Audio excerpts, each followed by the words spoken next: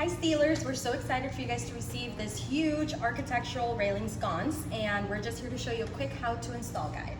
It comes in 4 pieces like so, and first step would be to unscrew this piece right here and kind of hold the head like so in the middle and screw this little guy in. Make sure that when you're screwing it in, it's a little like this. Make sure he's straight. There. And then once you have the head on, you can do the top like so. Put him here. And then with these screws that are included, of course, like always, you just screw this little guy in.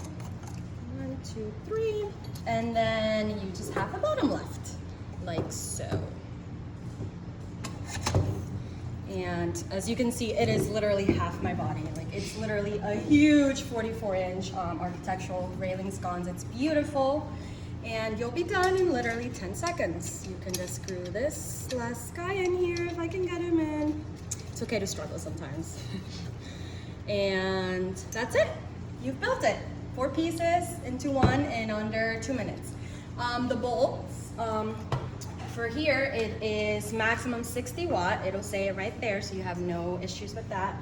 And it's type A bulbs, and maximum it should be 120 volts. So you definitely do want to make sure that the bulbs that you get aren't really big or tall, and that they don't surpass the lamp itself. So you want to get something like this, cutesy and little, and screw it in like so,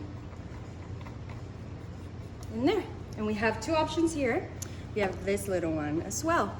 So you have some options, but just remember max 120 volts and type A and 60 watts, and you're ready to go.